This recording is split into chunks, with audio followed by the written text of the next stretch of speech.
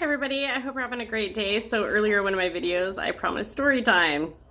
A little synopsis of what's been happening over the last few weeks and why I've been a little MIA. Morgan, I'll introduce you to Morgan. Morgan, sit. Sit. High five. Come on. Are you sliding? This is my dad's dog, Morgan. He's a 3-year-old golden retriever, and he kind of stopped being trained when my mom passed away. So he's a little too much for my dad to handle right now. He has a lot of hormones and he is very energetic. He likes to run if he gets outside without a leash on, and he likes to run for miles and miles and miles. We have had Morgan now for almost a month because my father is trying to move. So a little backstory. I have a 37-year-old brother. When he was a little boy, I'm the oldest of 2 brothers. When he was a little boy, he started chasing people with butcher knives, being unsupervised. He shot the mailman in the crotch with a BB gun through the mail slot. He shot my other brother in the face with a pellet gun. My uncle tied him to a chair at their wedding because he was being so destructive. At 8 years old, he was on Prozac. He learned to be a manipulative person over the years. He is a sociopathic narcissist to the fullest extent. Conduct disorder, mood disorders, you name it. But what it all boils down to is he is a giant man baby with absolutely no manners, no responsibility, and manages to live his life on the sob story survival program. Morgan, sit. Sit. What that means is that he turns every situation into the absolute tragedy story so he can get people to feel sorry for him just to get what he wants. He went to work with my dad when he was a teenager and learned some painting skills because my dad was a journeyman contractor, and he learned how to do a few things. But when my father retired, so did he. He never finished middle school. He was never forced to get a job, never told to get out, never had responsibility, never had to pay rent, never really just got everything he wanted all of the time. He would find some reason why he needed, Morgan is just part of my life right now. He would find some reason why someone had to give him something all of the time. I mean, every year up until this year, he has written a 5-page Christmas list with toy trains or airplanes or coloring books or new guns or whatever, and he's the one person on the planet that shouldn't have a gun. He has almost killed my dad. My dad has had at least 10 near misses from my brother accidentally shooting his gun off in the house. This is the kind of person that he is. For the last 10 years, Jesse has convinced my mother that no one was good for her but him. He was her protector. He had her brainwashed. And not even my oldest daughter, who was her absolute closest grandkid, could call her.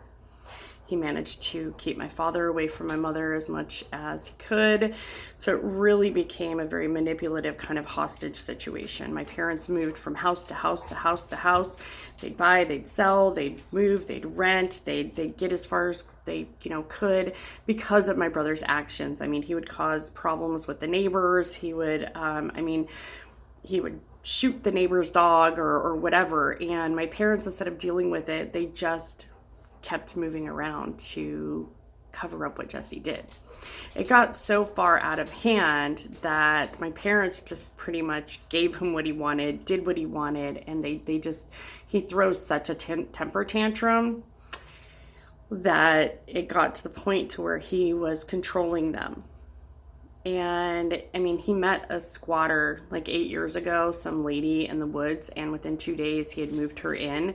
And then after 4 years of them mooching off my parents, my parents had a discussion one day saying, well, maybe they should move out. Because they never cook, never clean, never buy their own food, never, shower, never clean their bathroom. I mean, just full on squatters with a gimme complex.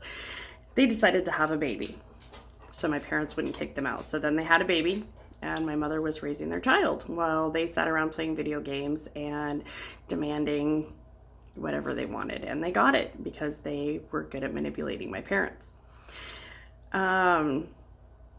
It's really sad with my brother. 37 years old. He doesn't bathe. He doesn't change his clothes.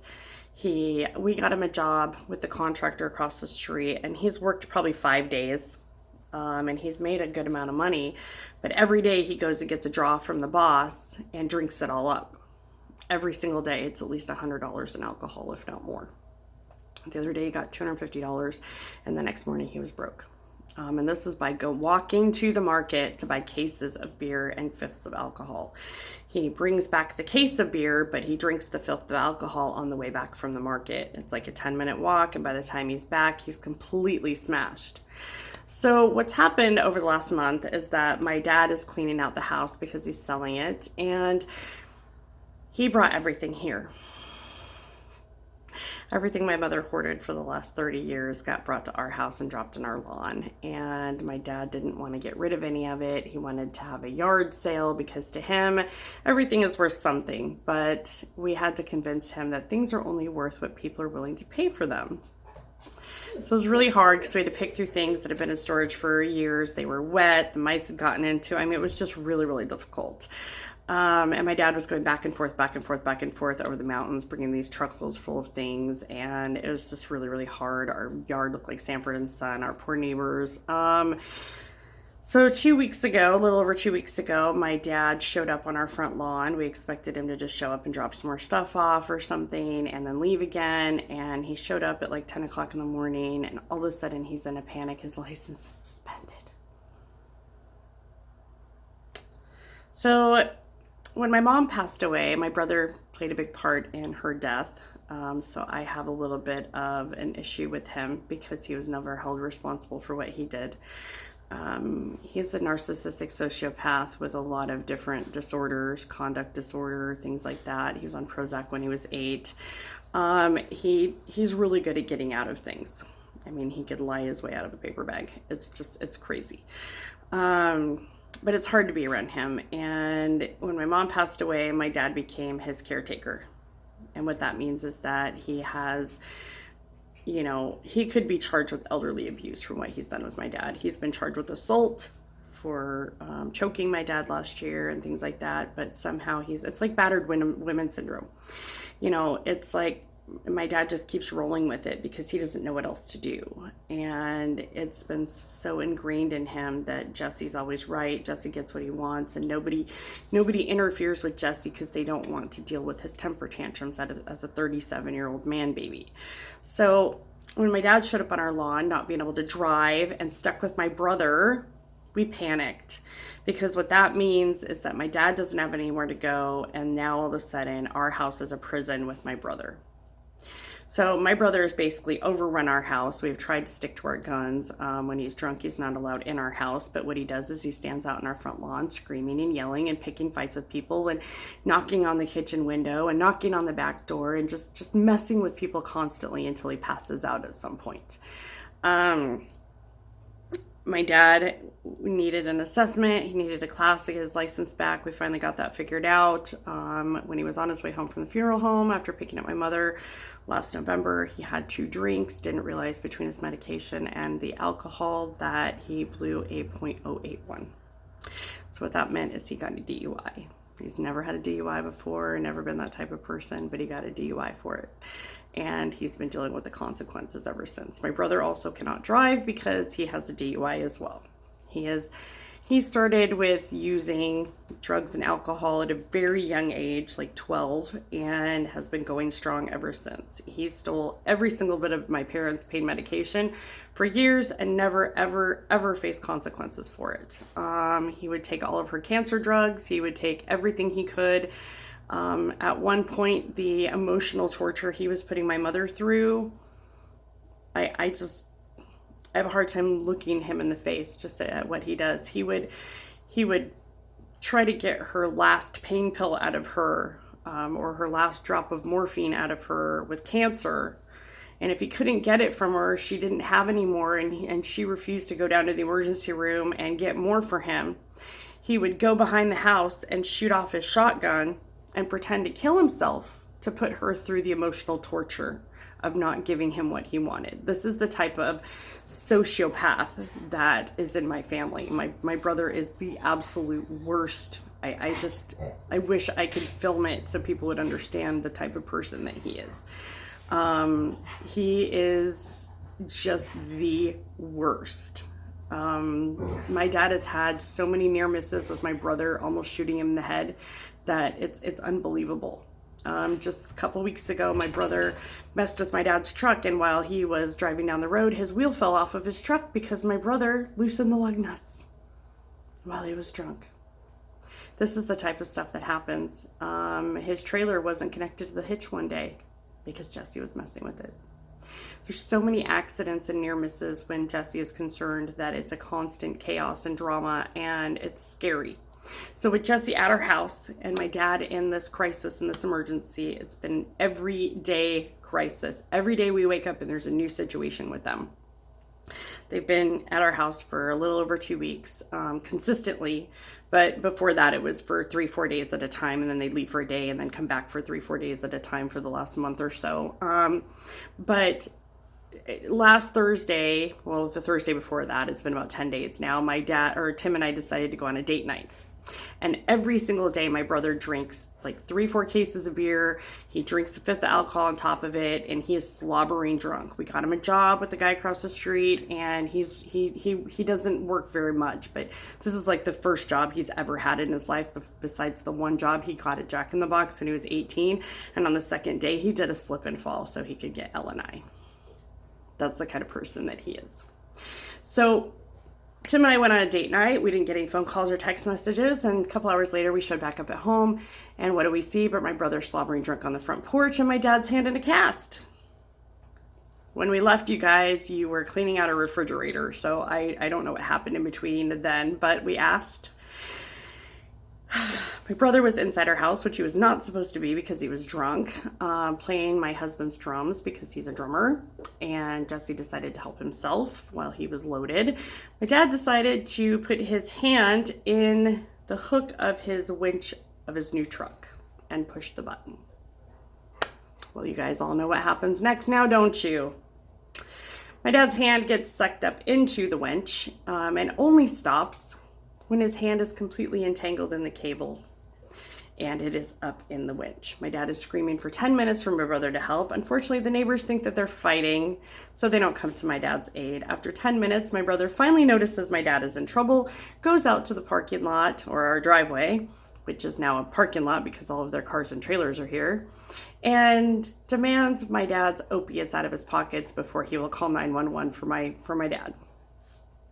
My dad refuses. He finally gets him to call 911. The fire department shows up. All of this while we are gone having dinner.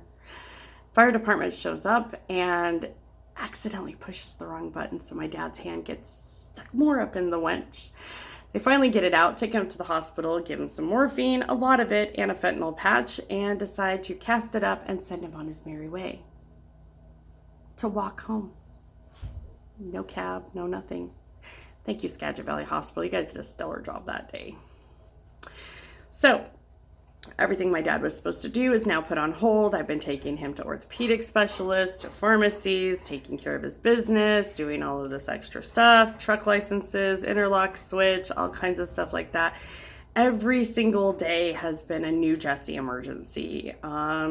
Jesse sleeps out in the truck because he's not allowed to sleep in our house. We have to lock the doors at night because he rather floods our bathroom, catches things on fire. If it's not nailed down, he'll steal it.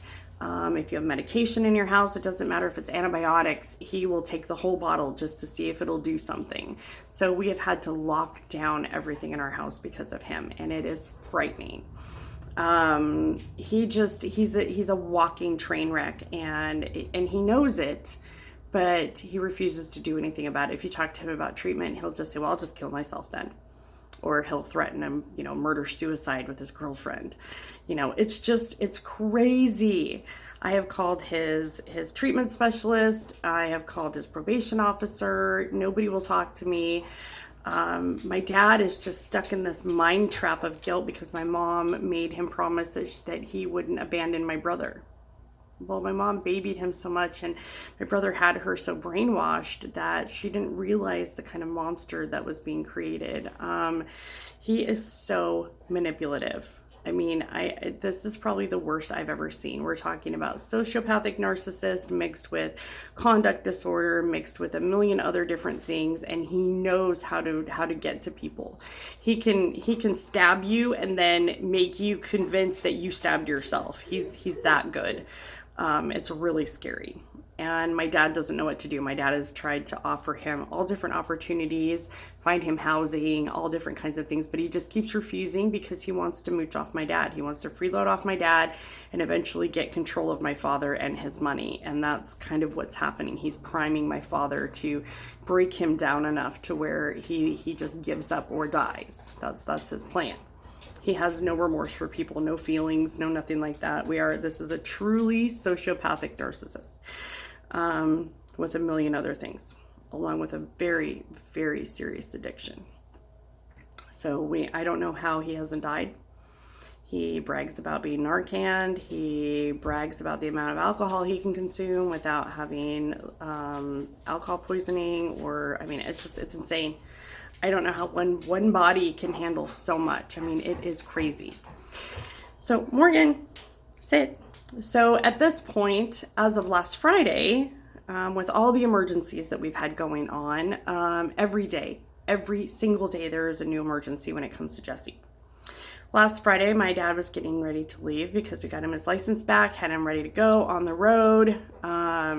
Every day is party time with Jesse. And so it's every day is so stressful that I just hit the pillow and I fall asleep so fast because you can't think when he's around.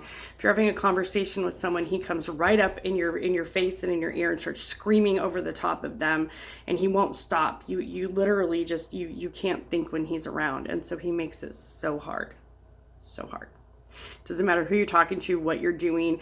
He takes over the conversation. He starts yelling, and he's always drunk. And we're not talking just buzzed.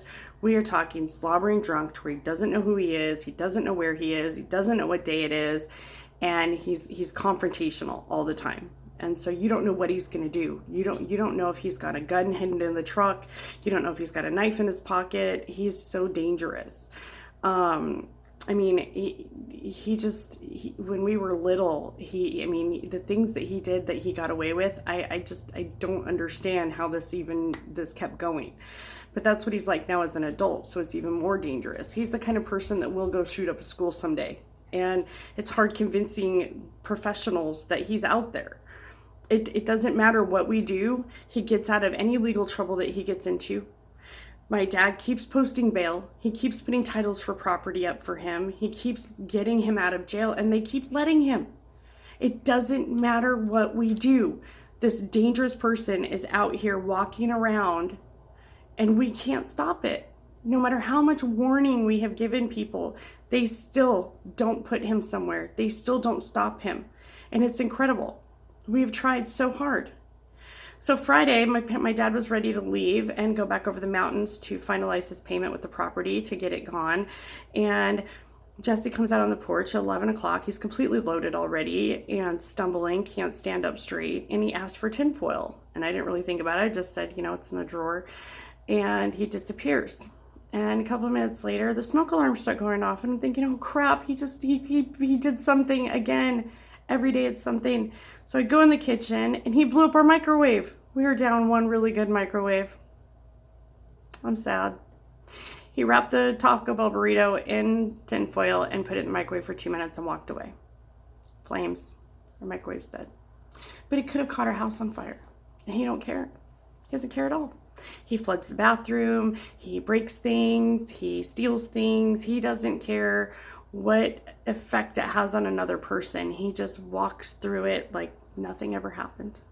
And he gives you what are you going to do about it? I'm with Dad. Dad's not going to do anything to me. I'm his son. He made a promise to Mom that he wouldn't get rid of me. So this is what we're facing. 10 minutes after that situation, I found him wedged between an 8-inch space between my fence and the hot tub out there, not knowing how he got there. Earlier that morning, he peed his pants and blamed it on the dog.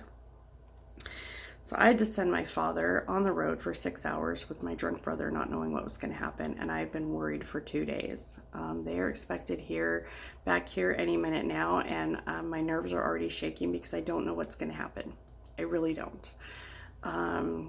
I wish that the treatment specialists would listen to me. I wish the courts would listen to me, the police department. Nobody will listen to me. They say they have to catch him in something.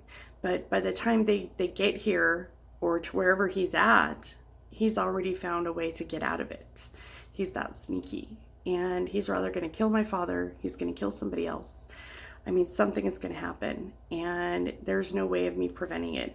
All these people out there shooting up schools and things like that, this person is my brother. I mean, this is the type of person that he is, and nobody will stop him.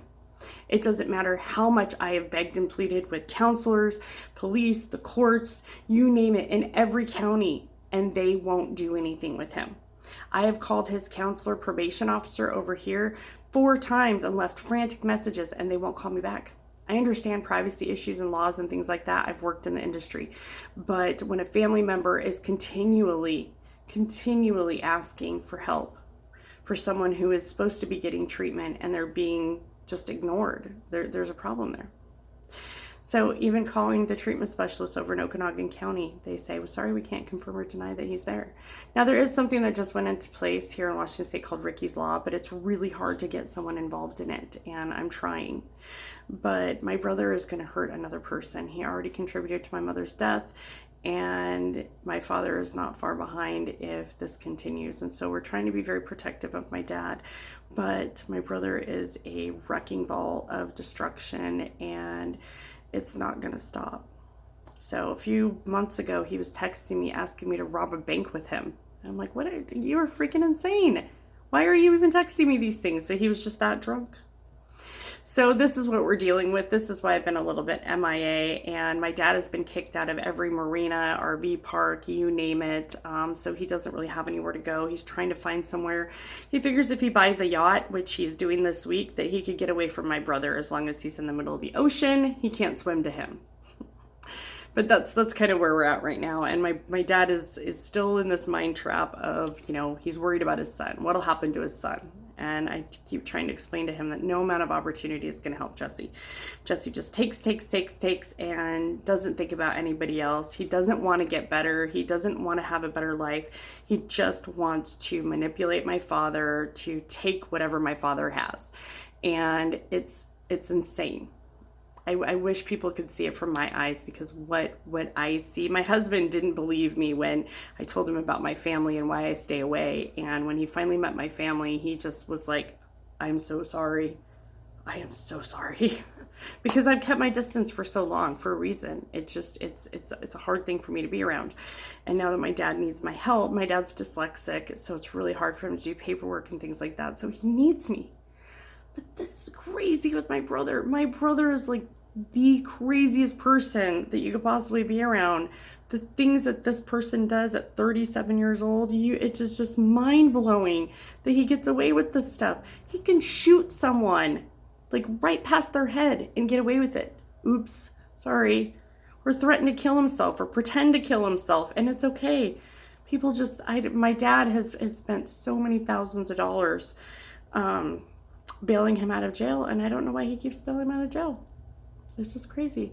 So we're hoping that my dad being around us is going to help him a little bit, and try to open his eyes a little bit to what's happening and why my brother needs help, and maybe together, as a family, we can get him some sort of assistance. But it's going to be hard, because he's one of those people that if you talk to him about any sort of treatment or help or anything, he threatens you with physical violence. So he threatens to burn down your house or hold something over your head or, cut your brake lines or something like that. So that's why I've been a little MIA lately. They're supposed to be back here soon, so I have to go prepare for that fiasco. Every day I'm cleaning up after him and taking care of my dad's dog and things like that. He beats the dog. Like, he literally stands in the yard and punches the dog in the head, and we have to stop him. And my dad just won't do anything. And if we threaten to call the police, my dad gets mad. So we're in this really weird catch-22, because my dad has been programmed to just ignore this. And we're trying to help him see what's going on here and the problem. But it's taking some time and some finesse, because my dad is so used to my mom not letting him take action over Jesse and protecting him so much. So my dad needs other people there to kind of help him see the light and what's what the danger is in this, because Jesse's going to hurt him. It's only a matter of time. This is getting worse. So anyway, I will announce my giveaway soon. I hope you guys enjoyed story time. I know it was a little bit sad and a little bit scary. That's just my life right now and what we're dealing with. My poor husband. I'm surprised he hasn't left, but God bless him. He's an angel. So I will keep you guys posted. I don't know how long they're going to be here again. It might be another 4 or 5 days. I know that they have to leave again on Thursday, so hopefully they go camping or something. But again, I'm afraid if my dad goes camping and just goes to the river with my brother, then my brother's going to strangle him and throw him in the river, because he's got money in his pocket. And that's the kind of person he is. They give him too much credit and too much trust. He's proven himself to be a very dangerous person, and we can't get him off the streets. It's just scary. So anyway, I love you guys. I really, hopefully some of you guys understand the situation. Some of you may be going like, whoa, that's crazy. I don't know. But it's, I'm one of those people that have a really crazy family. I managed to escape and have a normal life, but my poor family, Anyway, I love you guys. I hope you have an excellent day. If you like this video, like and subscribe. Hit the bell. YouTube will let you know when my next one comes out. Hey, maybe I'll even do story time a little bit more with my family history. It's probably a good series. Bye.